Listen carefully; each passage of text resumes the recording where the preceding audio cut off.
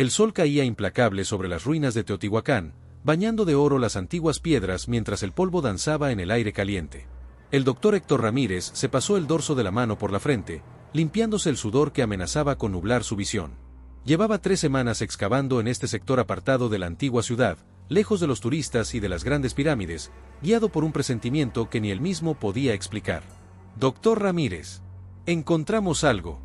La voz excitada de Lucía, su asistente más joven, lo arrancó de sus pensamientos. La muchacha corría hacia él sosteniendo algo entre sus manos enguantadas. Héctor dejó caer su cuaderno de anotaciones y caminó apresuradamente hacia ella. El corazón le latía con fuerza en el pecho, como si de alguna manera supiera que este momento cambiaría su vida para siempre. «Ten cuidado», Lucía advirtió, extendiendo las manos para recibir el hallazgo. «¿De dónde lo sacaste?» «De la cámara norte, profesor».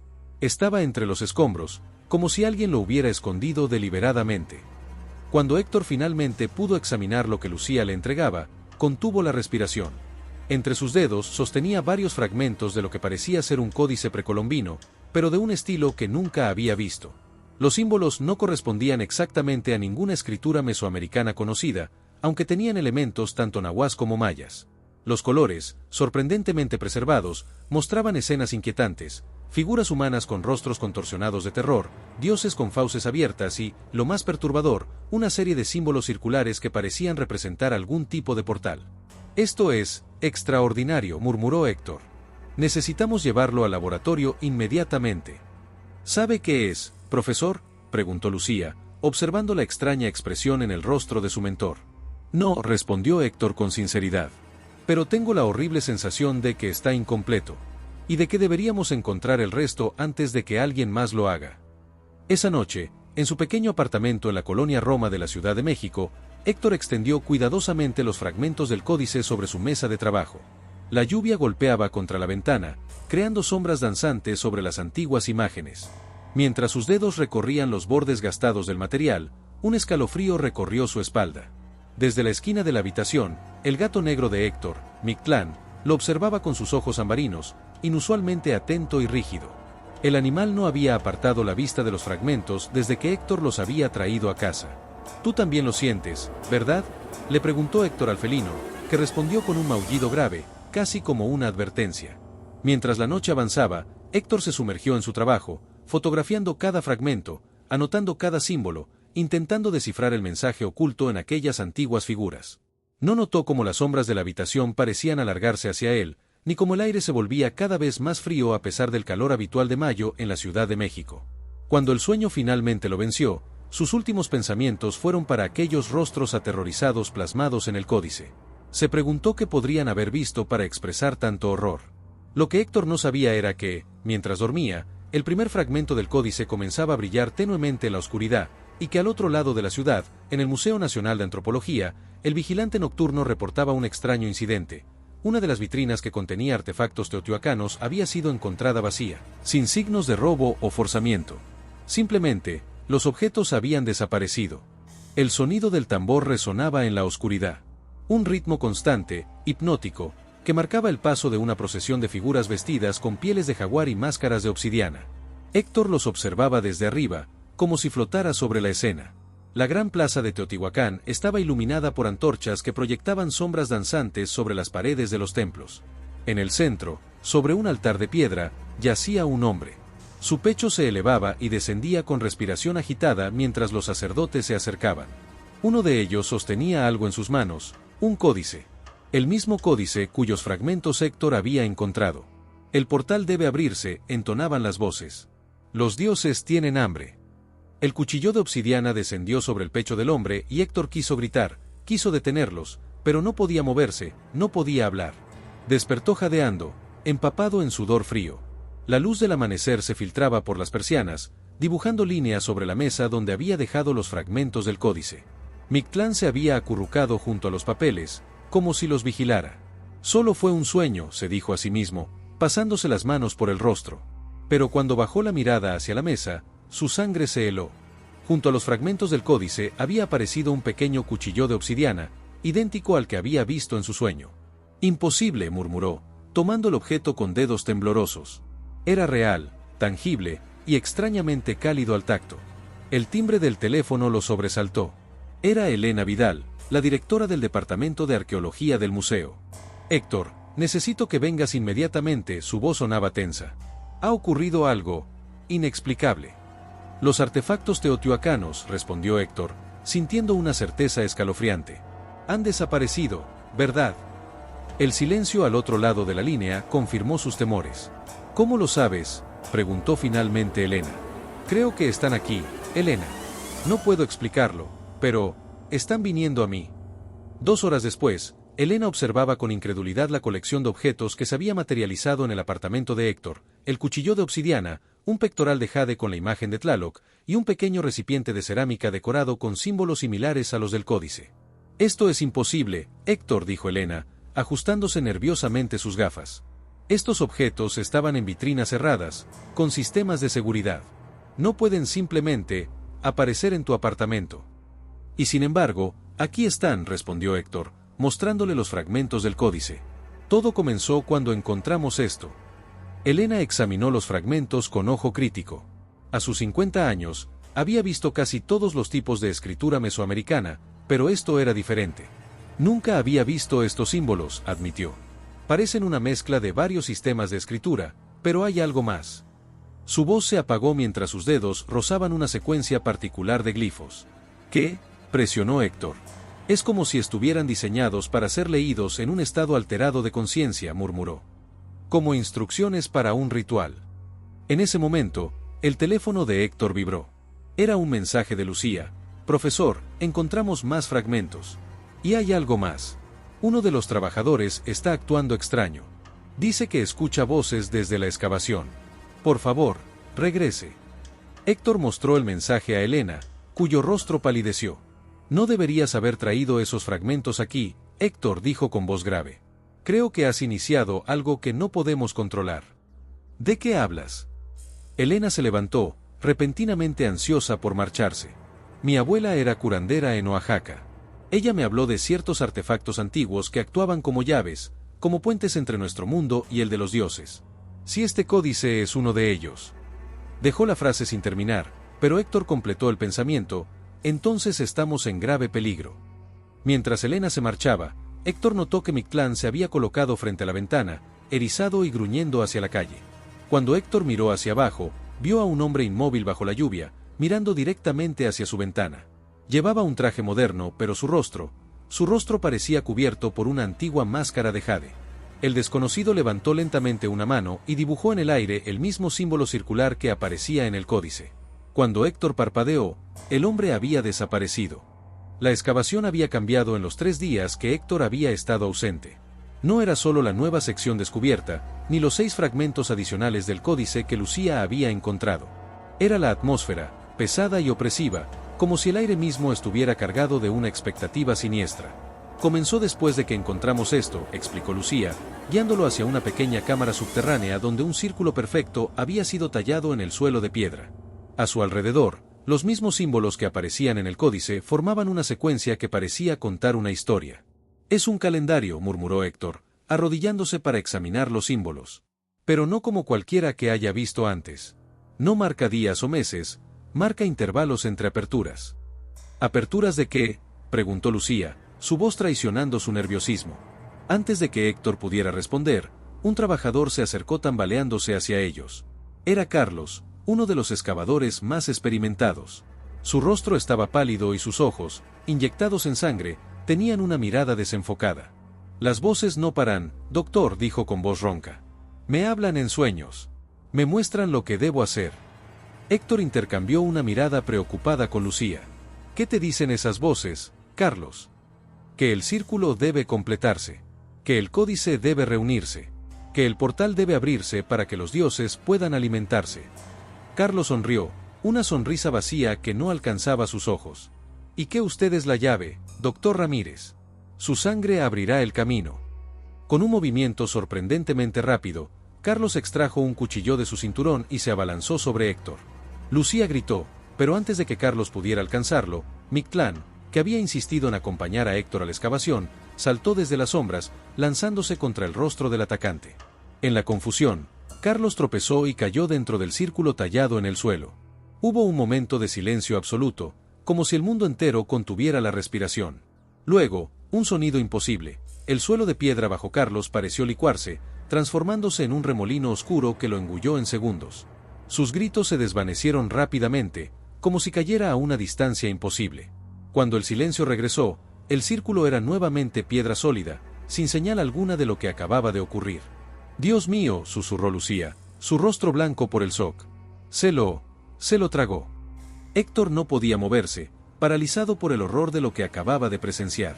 Mictlán se acercó al círculo, olisqueando cautelosamente su perímetro antes de retroceder con un bufido. «Tenemos que cerrar la excavación», dijo finalmente Héctor. «Ahora mismo. Nadie debe acercarse a este lugar». De regreso en la Ciudad de México, Héctor extendió todos los fragmentos del códice sobre su mesa. Con los nuevos hallazgos, casi 3/4 del documento estaban completos. Las imágenes contaban una historia clara, un ritual realizado cada 500 años, cuando ciertas estrellas se alineaban. Un portal abierto entre el mundo humano y el reino de dioses hambrientos que se alimentaban de sacrificios. Según las escenas representadas, el portal permanecía abierto durante 13 días, tiempo durante el cual los sacerdotes ofrecían sacrificios para saciar a los dioses y asegurar que volvieran satisfechos a su reino.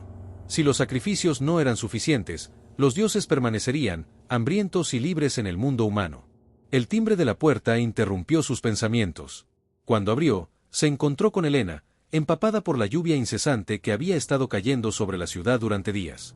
«No respondías al teléfono», dijo, entrando apresuradamente. «Ha estado ocurriendo en toda la ciudad, Héctor. Objetos antiguos desapareciendo de museos, de colecciones privadas. Apareciendo en otros lugares. Y hay más», añadió, sacando su tablet para mostrarle las noticias. 3 personas habían desaparecido en las últimas 48 horas. Las cámaras de seguridad mostraban lo mismo en cada caso. Las víctimas parecían seguir a alguien que no aparecía en las grabaciones, caminando como sonámbulos hacia callejones oscuros donde simplemente dejaban de existir. «Es como si algo los llamara», dijo Elena. «Algo que solo ellos pueden ver». «O alguien», murmuró Héctor, recordando al hombre con la máscara de jade. Un trueno sacudió el apartamento, tan fuerte que las ventanas vibraron. Las luces parpadearon y, por un momento, Héctor creyó ver figuras moviéndose en las sombras de las esquinas. En ese momento, alguien más llamó a la puerta. Era Lucía, acompañada por un hombre mayor que Héctor no conocía. «Profesor, este es mi abuelo, don Miguel», presentó Lucía. «Es guardián de tradiciones en Malinalco. Le hablé del códice y de lo que ocurrió con Carlos. Dice que puede ayudarnos». Don Miguel, un hombre de unos 70 años con el rostro marcado por profundas arrugas y ojos sorprendentemente claros, observó a Héctor con intensidad. «Usted ya ha sido marcado», dijo sin preámbulos. «Ellos lo eligieron como nahual, como intermediario. El códice lo llamó a usted, no al revés». Un nuevo trueno, más cercano esta vez, interrumpió sus palabras. Las luces se apagaron por completo, sumiendo el apartamento en la oscuridad. Cuando volvieron, segundos después, todos ahogaron un grito. En la pared opuesta, escrito con lo que parecía ser sangre fresca, un mensaje en náhuatl antiguo brillaba tenuemente. «El círculo se cierra. El hambre despierta. La llave eres tú». Y debajo de la mesa, como una ofrenda macabra, un corazón humano palpitante había aparecido de la nada. «No lo toquen», advirtió don Miguel cuando Héctor se acercó al corazón que, imposiblemente, seguía latiendo sobre el suelo de su apartamento. «Es una ofrenda y una advertencia. Ellos saben que estamos intentando detenerlos». «¿Quiénes son ellos, exactamente?», preguntó Elena, su rostro una máscara de horror controlado. «Nahuales al servicio de los dioses hambrientos», respondió don Miguel. «Seres humanos que han entregado su humanidad a cambio de poder. Pueden cambiar de forma, moverse entre sombras, y sirven como ojos y manos de los dioses en nuestro mundo». Mientras hablaba, don Miguel extrajo de su bolsa una pequeña bolsa de cuero de la que sacó copal, hierbas secas y una pequeña botella de líquido ambarino. Con movimientos precisos, comenzó a crear un círculo protector alrededor de los presentes. «El códice es tanto una llave como un mapa», continuó. «Contiene el ritual para abrir el portal, pero también para cerrarlo permanentemente. Por eso fue dividido. Los que querían proteger a la humanidad separaron las instrucciones para abrir de las instrucciones para cerrar». «¿Y qué parte tenemos nosotros?», preguntó Héctor. Don Miguel lo miró con gravedad. «Mayormente la parte que enseña a abrir. Las páginas que explican cómo sellar el portal para siempre deben estar ocultas en otro lugar». Un maullido agudo los interrumpió. Mictlán estaba erizado frente a la ventana, sus ojos fijos en algo que ninguno de ellos podía ver. Tu gato percibe a los nahuales, dijo don Miguel. Los animales siempre han sido mejores que nosotros para ver lo que se oculta en las sombras. Como confirmando sus palabras, las sombras en las esquinas del apartamento parecieron condensarse, volviéndose más densas, casi tangibles. El aire se tornó gélido. Están aquí, susurró don Miguel. No miren directamente a las sombras. No dejen que vean su miedo. La tensión era palpable mientras don Miguel completaba el círculo de protección. Fuera, la tormenta arreciaba, rayos iluminando intermitentemente la habitación. Necesitamos encontrar los fragmentos restantes del códice antes que ellos, dijo Héctor. Y descubrir dónde están escondidas las páginas que explican cómo cerrar el portal. No será fácil, respondió don Miguel. Los nahuales han estado buscándolas durante siglos. Y ahora que las estrellas se están alineando, su poder crece. ¿Cuánto tiempo tenemos?, preguntó Lucía, su voz apenas un susurro. 3 días, respondió don Miguel. En 3 días, durante el eclipse, las estrellas estarán perfectamente alineadas. Si el portal se abre entonces. No necesitó terminar la frase. El mensaje era claro, sería el fin. Héctor tomó una decisión. Elena, necesito que investigues en los archivos del museo. Busca cualquier referencia a un códice dividido, o a un ritual para sellar portales. Lucía, tú y don Miguel deben reunir lo que necesitemos para un contrarritual. ¿Y tú?, preguntó Elena. Voy a hacer lo único que puede darnos una ventaja, respondió Héctor con determinación. Voy a dejar que los sueños me guíen. Esa noche, mientras la tormenta seguía azotando la ciudad, Héctor se recostó en su cama, rodeado por los fragmentos del códice. Don Miguel había preparado una infusión de hierbas que, según explicó, abriría su mente para recibir las visiones sin quedar atrapado en ellas. Recuerda, le advirtió el anciano antes de dejarlo, no importa lo que veas, no respondas si te llaman por tu nombre. Y no aceptes ninguna ofrenda. Esa es la forma en que te marcan como suyo. Héctor asintió, bebiendo la amarga infusión. El efecto fue casi inmediato. La habitación pareció disolverse a su alrededor, y se encontró nuevamente flotando sobre la antigua Teotihuacán. Pero esta vez era diferente. No era un observador pasivo. Podía moverse, dirigir su conciencia. Y algo, o alguien, era consciente de su presencia. Te hemos estado esperando, Nahual, dijo una voz a sus espaldas. Héctor se giró y se encontró frente a una figura imponente, un hombre con el rostro pintado de negro y rojo, ataviado con un tocado de plumas de quetzal y una capa hecha con la piel de un jaguar. Sus ojos eran completamente negros, sin iris ni blanco. No soy un nahual, respondió Héctor, resistiendo el impulso de retroceder. La figura sonrió, revelando dientes afilados como los de un depredador. Lo eres. Te elegimos hace mucho tiempo, antes incluso de que nacieras. Tu línea de sangre ha sido marcada desde hace siglos, esperando este momento. ¿Qué quieres de mí? Queremos lo que es nuestro por derecho, el paso libre a tu mundo. Fuimos encerrados por traidores, sacerdotes que olvidaron su deber. Durante 500 años hemos esperado, hambrientos. Ahora es tiempo de alimentarnos nuevamente. Mientras hablaba, el paisaje a su alrededor cambiaba. Héctor vio la Ciudad de México moderna, pero transformada en un escenario de pesadilla. Seres sombríos acechaban en cada esquina, alimentándose de humanos que parecían no verlos. El cielo estaba teñido de rojo sangre. Este es el futuro que viene, dijo la figura. A menos que completes el códice y realices el ritual correctamente. Un sacrificio adecuado nos mantendrá satisfechos por otros 500 años. De lo contrario, nos quedaremos. Y la cosecha será abundante. Héctor sintió un escalofrío recorrer su espina dorsal. ¿Qué sacrificio? La figura se acercó más, su aliento frío como la tumba. Tú ya lo sabes. La sangre de un nahual es poderosa. Especialmente cuando se ofrece voluntariamente. Con un movimiento fluido, la figura extendió su mano. En ella sostenía un cuchillo de obsidiana idéntico al que había aparecido en el apartamento de Héctor. Tómalo. Cuando llegue el momento, sabrás qué hacer. La Ciudad de México parecía irreconocible bajo el cielo oscurecido que había permanecido así durante 2 días consecutivos. Meteorólogos desconcertados hablaban de fenómenos atmosféricos inexplicables, mientras que en las calles, la gente se apresuraba con la mirada baja, como si intuyeran que algo los acechaba desde las sombras.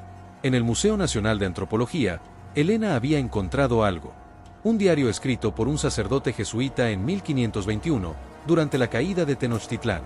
El religioso había documentado las confesiones de un sacerdote azteca moribundo sobre un ritual ancestral y un códice dividido para proteger a la humanidad. Según este documento, explicó Elena a Héctor, Lucía y Don Miguel, reunidos en un pequeño despacho de museo, el último fragmento del códice fue enviado al futuro. ¿Al futuro? Eso es imposible, respondió Lucía. No para los nahuales originales, intervino Don Miguel. Los primeros nahuales podían moverse no solo entre formas, sino entre tiempos. Es un conocimiento que se perdió, o que fue deliberadamente ocultado.